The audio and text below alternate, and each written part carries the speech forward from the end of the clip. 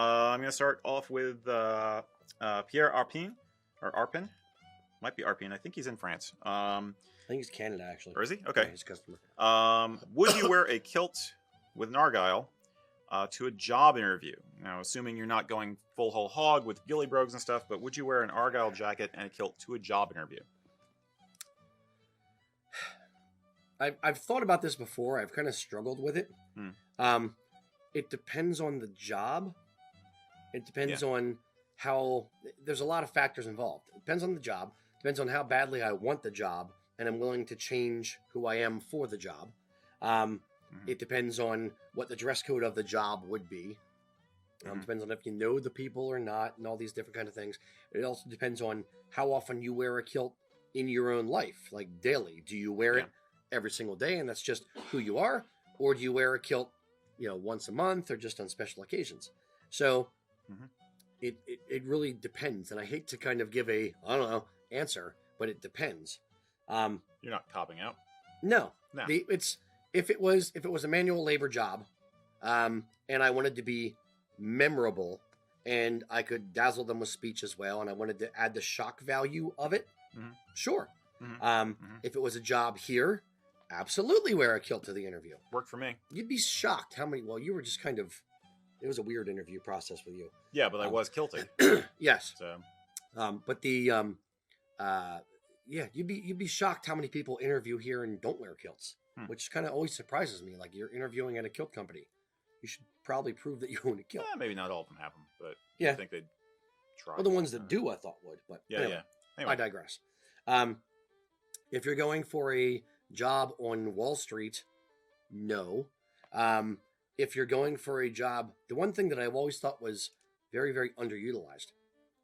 If you're going for a job, here's an example, as a car salesman, I would probably wear a kilt, which would give me the chance to explain to the manager, whoever's interviewing you, that you're going to use it as a sales tool to be able to break down the initial discussion barrier. Right. Because if you're wearing a kilt, people are going to want to come up and speak to you and talk to you about it.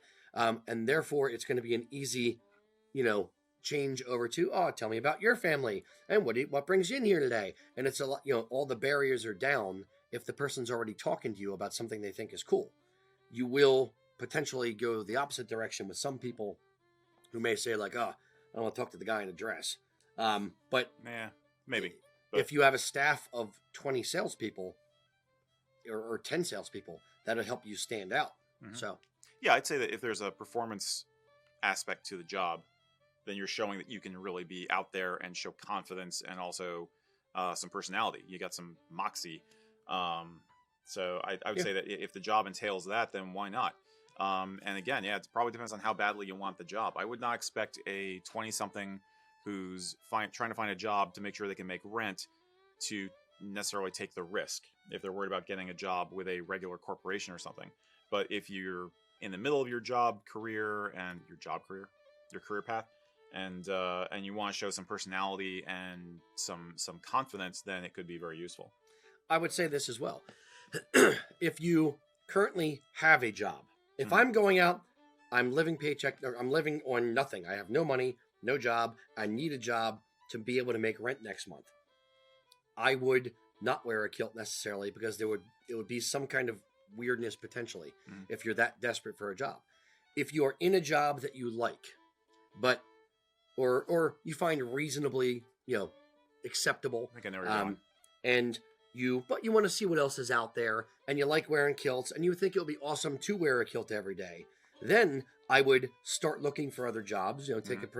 Take some personal time, schedule some interviews, wear a kilt to the interviews, and if something better comes along that will let you wear a kilt, and that's really what you want to do every day, then you're golden. But you're not risking your current job doing that. Yeah, I guess do you feel like you're on the defensive or on the offensive?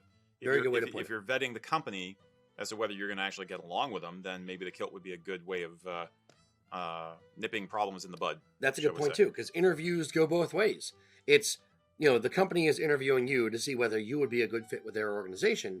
At the same time, you should be vetting them and saying like, hey, do I like the guy who's going to be my boss? Yeah. Do I like the company culture? Do I believe in the product? Do I, am I willing to accept the salary that they're willing to give? Will it fulfill me, emotionally?